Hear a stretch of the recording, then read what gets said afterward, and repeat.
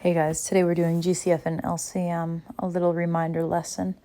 So GCF is your greatest common factor. To find the GCF of a set of numbers, you're going to want to find the factors, which means you're going to take that number and you're going to start dividing to find each factor. Then underneath, you're going to take the biggest number that's underneath. That's going to be your GCF. And as far as the variables are concerned, you're only going to take the variable that each term has in common and to the smallest exponent that they have. If you're taking a test or a quiz, the test taking strategy is you're going to be thinking opposite. So instead of greatest, you're actually going to be thinking or looking for the smallest number, because GCFs are as small as as small as or smaller than the smallest number. I just said a lot of smalls in there. So you're not going to have a big number for the GCF. And also when you're looking at the variables, you're going to look for the variable that's the smallest. Okay. LCM is your least common multiple. So you're going to be finding multiples. And in order to do this, you multiply each number. And then you're going to take the smallest number that they all have in common out of that list. And you're going to take every single variable that the terms have to the biggest exponent that's listed. And your test strategy here is to think opposite again. So instead of least, you're looking for the biggest number. So in your choices, you're going to find the bigger number. The LCM is as small as the biggest number, or as big as the biggest number, or bigger. No, as small as the biggest. I said that right. It's as small as the biggest number or bigger than that number.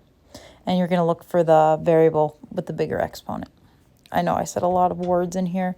Let's see what I really mean by that. All right. So, excuse me. I'm tired. So, we're looking at the first question, which is asking for the LCM. So LCM is your least common multiple. So you have the numbers 54, 30, and 10. So what you're going to want to do is you're going to want to, if this is not multiple choice, you're going to want to take the numbers 54, 30, and 10.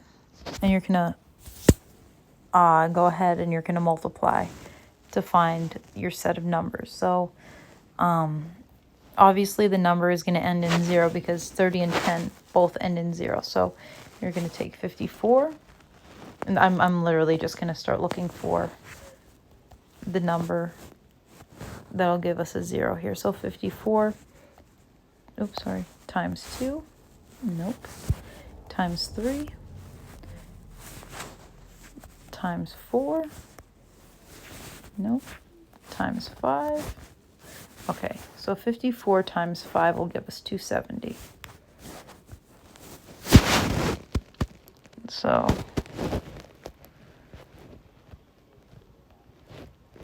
okay. So now you're going to see if 30 has 270 on its list.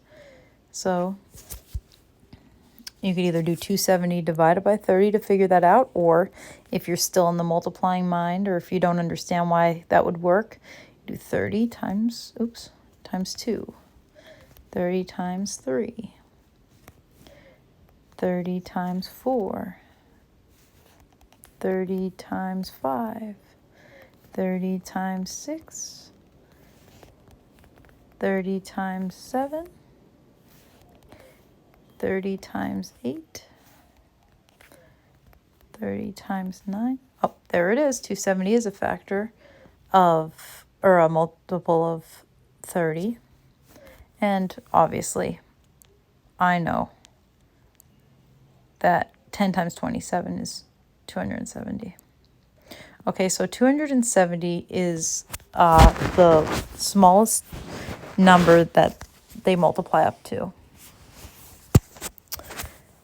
And that's either going to be C or D. Okay, if your test taking strategy here, you would have already crossed out your A and B because 6 is way small. For LCM, you're looking for the bigger number. 270 is the bigger number. Now, you for LCM, remember we take all of the exponents. So they all have an x, y, and z, and we want to take it to the biggest exponent. So as far as, let me change this color up here a little bit. As far as the variables are concerned, you have x, and the biggest x up there, you have x to the 4, x to the 2, and x. So x to the 4 is the biggest exponent there. You have y to the 3, y4, and y3. So y4 is the biggest. And you have z3, z4, and z2. So z4 is the biggest. So your answer is going to be 270 x4, y4, z4. And your multiple choice answer that matches with that is D. Okay. So really quickly, an LCM problem, just doing the test taking strategy, let's look at question 2. You have, your choices are 45, 3, 45, and 3. When we're doing LCM, you think opposite. So not least, you're talking about the bigger number. So you're going to cancel out your B and your D because 45 is bigger than 3. Here you have in your choices, you have in the top, they both have U. This one on the left, that's a U to the first power. Over here on the right, that's a U to the second. So you're going to take U to the 2. You have a V. On the left, you have a V. And on the right, you have a V3. And on the left, you have W3. And on the right, you have W4. So you're going to take the W4. So that's kind of the only thing that you're going to have to think about. And U2, V3, W4, it matches with C. Okay. And a really quick thing, it wouldn't be A because it says U3, V4, and W7. Up here in the top, there is no U3, there is no V4, and there is no W to the 7th power. So if you notice that, you could just cross that right off. All right. Here, GCF. So for GCF, you find the factors. So you're looking for the factors of 7 and 14. So you take in your calculator, 7 divided by 1, which is 7. I know 7 is prime, and I know that they're my only factors, but just for the sake of doing this, I'm going to show you how I would know I was finished. Then you would take 7 divided by 2, decimal. 7 divided by 3, decimal. 7 divided by 4, decimal. 7 divided by 5, decimal. 7 divided by 7 divided by 6, decimal. And the number that comes next is 7, and we already have it listed there. So they're all my factors of 7. Do the same thing for 14. 14, 1 times 14, obviously. 2 times 7. And then you would do 14 divided by 3, decimal. 14 divided by 4, decimal. 14 divided by 5, decimal. 14 divided by 6, decimal. The next number is 7, and we already have it listed. So they're all of my factors of 7 and 14. So now what you're going to do is you're going to go under the smaller number, which is 7, and find the biggest number underneath it, which is 7. And then you look to the 14 and you see, do I have a 7 underneath there? So the short answer is, yeah, you do. So 7 is your GCF. So that means that I could cross off C and D for my choices. Now, for GCF, recall that you're looking for the opposite. You're looking for the smaller exponents. So both terms have an x. You're going to want to take the smaller x. So you have an x4 and just a regular x to the first power. So that's x to the first power that you're going to keep. Both of them have y's. You have y4 and y.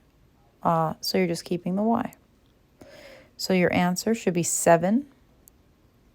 I'm sorry that my handwriting is not good on my phone. So A would be your correct answer there. LCM, here's a GCF. Let's see if there's a GCF with 3 terms. Here's one. Okay, so remember, GCF you think small. So 21, 14, and 7, your choices are for A, B, C, and D are A is 7, B is 42, C is 7, and D is 42. Again, GCF you think smaller number, so you're going to cross off your D and your B, and then look back for your X's. So each term has an X, each term has a Y, so you're going to keep X's and Y's. The smallest exponent of X is 2, and the smallest exponent of Y is just Y. So A would be your answer there. That's kind of all there is to know about GCF and LCM.